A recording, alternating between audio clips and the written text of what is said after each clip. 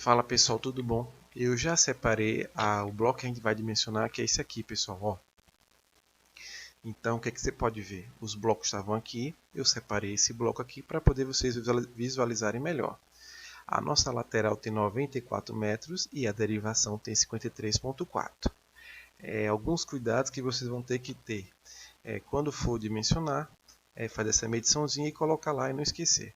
Eu vou começar do começo de novo aqui, apesar de já ter feito isso, vou deixar ele zeradinho para poder vocês acompanhando novamente como foi que a gente fez isso aqui, tá certo, pessoal? Deixar só o componente equivalente aqui. Então vamos lá, a gente definiu em projeto que a vazão média que eu quero trabalhar é de 1,5. Para esse gotejador, a pressão de trabalho que eu tenho é de 10 MCA. E como eu quero vazão de 1,5, a pressão que eu vou adotar é de 10. A uniformidade, como a gente calculou, foi de 90. O coeficiente de variação de fabricação de 5%. Tem alguns gotejadores que você pode trabalhar com 0,03. Acredito que essa marca trabalha com 0,03, mas vou deixar aqui 0,05. O desnível da lateral é 0, então eu posso queimar 1,83 de pressão, ou seja, do começo até o final da minha linha, eu posso queimar até 1,83 MCA. Eu disse que a linha vai ser de 94 metros, o diâmetro interno da tubulação é 16,1 e ele calculou a perda de carga, 178, sendo que o máximo que eu podia trabalhar era 1,83. Significa que a linha foi dimensionada corretamente e ainda sobrou um pouquinho de pressão que eu vou jogar para a linha de derivação para aproveitar. Aqui eu já deixei anotado 1,3 da derivação, porque é o seguinte, tem como fazer isso, essa escala aqui, mas eu fui aqui no olho mais ou menos, então daqui para aqui eu tinha 1 metro, daqui para aqui eu tinha 2. Como ele não está coladinho no começo, então vamos considerar que daqui para aqui tinha alguns valores, e considerar que essa diferença de altura desse ponto para esse seria de 1,3. Quando eu coloco 1,3 aqui, pessoal, vamos botar que estava 0. Eu podia queimar na derivação 1,27. Mas quando eu boto 1,3, o que acontece? Eu estou devendo pressão. Essa linha está subindo. Então, o meu projeto não está correto. Tá certo? Eu teria que gerar um desnível, uma perda de carga negativa aqui para sobrar pressão. O que significa que, nesse caso aqui, a minha linha lateral está muito comprida porque a variação de pressão, que é desse ponto até esse, eu não vou conseguir atender essa variação de pressão. Então eu tenho algumas opções para poder tentar resolver esse problema. Uma opção seria eu diminuir minha uniformidade, tá bom? Então eu vou tirar de 90, vou só tirar de 1 por 1. Trabalhar com 89%. Então ele já corrigiu aqui para mim, como está automatizado na planilha, né? Você vê que já sobrou para mim 0,54 MCA. Se eu trabalhar com a uniformidade de 88%, eu já posso ter uma pressão de 1,11. Se eu trabalhar com a pressão de 87%, a uniformidade, perdão, eu posso ter, já sobrou para mim aqui, ó, um delta de 1,67. Já é interessante. Então, eu estou fazendo o projeto sobrando já um pouco de pressão. Outra opção, deixa eu voltar lá em cima, trabalhar com 90. Outra opção é eu diminuir a lateral ou a derivação. Como diminuir lateral ou derivação? Nesse caso, por exemplo, ao invés da derivação entrar aqui, a derivação podia entrar no meio da área. Deixa eu pegar aqui uma medida. Exemplo, a derivação ela entraria 53, mais ou menos aqui, né? Ela teria 26,7 metros. Vou voltar lá. Se a derivação tiver 26,7 metros, o que acontece? A água vai chegar e ela vai chegar nesse ponto aqui. Então, o desnível desse ponto para esse, vamos colocar que fosse 0,8. Então, eu viria aqui embaixo na derivação e teria 0,8. Então, sobraria isso aqui para eu dimensionar. Professor, e a parte de baixo? Quando eu viesse para cá, no caso, o cavalete teria que vir para cá também. Mas como eu quero manter o cavalete aqui para os dois blocos, essa opção não seria válida. Uma outra opção é trazer a derivação para o meio da área. Se eu trouxer a derivação para o meio da área, o que acontece com as minhas linhas laterais? Elas vão ter metade do tamanho. Ao invés de 94 metros, ela teria dividido por 2, 47 metros. Nessa situação, mais uma vez, ó, eu tenho agora sim 1,49 MCA para poder fazer o meu projeto. Essa seria a variação de pressão máxima que eu poderia ter nessas situações. Então, recapitulando, opção 1, variar a coeficiente de uniformidade do seu projeto, opção A. Opção B era eu reduzir o tamanho da linha de derivação. Aliás, reduzir o tamanho da derivação não, desculpa. Era trazer a derivação para cá, para o meio da área. Sendo que daqui para aqui eu teria que dimensionar também, tá bom? Mas só para você entender que eu teria pressão para queimar. Opção C era eu trazer a derivação, o cavalete para cá, para o meio da área, tá certo? E daqui para cá o dimensionamento seria em função da velocidade, que é a linha principal. Mas como eu quero manter meu cavalete aqui, quero manter a minha linha lateral aqui, a opção que eu vou adotar nesse caso aqui é fazer uma pequena redução na minha uniformidade, 88. Por que eu apostei nisso? Porque é o seguinte, existe um trabalho até de um professor de Minas Gerais, amigo meu, o professor Oswaldo Rettori. O que acontece? Ele viu no trabalho dele que quando você aplica pressão numa linha lateral, dependendo da micragem dessa linha, essa linha ela vai adotar um diâmetro um pouquinho maior. Tá certo? Ela vai expandir um pouco. Então vamos botar que ela pulasse para 16,2 com a pressão. Ó, 1,16, tá certo? Então, sem eu fazer alteração, vou deixar aqui os 90, só uma variação de 0,1 já começava a dar uma sobrinha para mim. Então, eu apostando que a pressão vai aumentar um pouquinho, eu não sei de cabeça agora quanto é que aumenta o diâmetro da linha, eu estou confiando que essa redução de uniformidade que eu coloquei aqui vai ser compensada um pouco pelo diâmetro, aumento desse diâmetro, tá certo, pessoal? Então, eu tenho agora aqui, ó, só mexer 88, vou trabalhar com 88 para poder sobrar um pouquinho mais, só reduzir 3% a uniformidade, então eu tenho agora 1,67. Complemento da linha de derivação, é só vir aqui, 53,4, 53,4, e espaçamento entre laterais é de 1,2, ele já vai calcular, você tem quantas derivações? Aqui deram 44, eu posso vir aqui e dar uma conferida. Como é que eu vou conferir? Você vai traçar essas linhas aqui, ó. Deixa eu tirar essa linha daqui para não atrapalhar.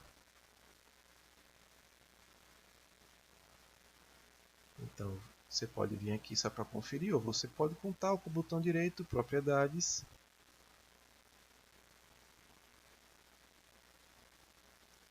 45 linhas. Então, eu venho aqui, ó, arredondo para 45. É saída para os dois lados? No nosso caso, é saída para um lado só. Se ela tivesse no meio da derivação, a derivação tivesse no meio da linha, ela teria saída para os dois lados, tá bom? Porque nesse caso, o computador vai dobrar a vazão. A vazão que eu tenho aqui é de 21.150 litros por hora. O método por segundo é esse aqui. Vai ser um tubo de PVC. Ele recomendou um diâmetro teórico de 58,39. Eu sei que não tem diâmetro de 58. Eu tenho uma tubulação de 75 milímetros, que eu não sei de quanto é que é o diâmetro externo. A diâmetro de 75 milímetros. Vamos trabalhar primeiro com PN40, a tubulação acho que suportaria bem. Então, um tubo de 75 milímetros, PN40. Esse tubo, ele teria o diâmetro de 75,5, diâmetro externo. Opa, errei aqui. 75 milímetros é o nominal. 75,5 é o externo e 1,5 é a espessura da parede. Esse valor aqui é maior do que esse? Se for, está certo. Como o tubo tem mais de 50, vamos pegar o resultado aqui de Hazen-Williams, 0,58. Ou seja, eu escolhi a tubulação, eu disse que eu ia perder 1,67, mas só perdi 0,58. Então esse 88 que eu peguei aqui nem precisava. Vamos trabalhar com 88, ver se atendia ainda. Ainda atendia. Então só porque eu mexi na uniformidade, aqui já não dava, tá vendo? Então teria que ser 88 mesmo. 88. Voltei. Dimensionei a minha tubulação. eu tenho uma pressão no início da linha de derivação de 13,19. Aí, qual é outro cuidado que você tem que ter? Eu já falei a vocês que a pressão que vai entrar aqui nessa última mangueira é de 11,31. E é que ela vai entrar no bloco é de 13. Ou seja, vai entrar 13 MCA aqui depois do cavalete. Essa linha daqui, e à medida que ela vai subindo, você tem que calcular, inclusive você pode calcular separado para saber até que ponto ela entra com essa pressão de 13 MCA. O que acontece?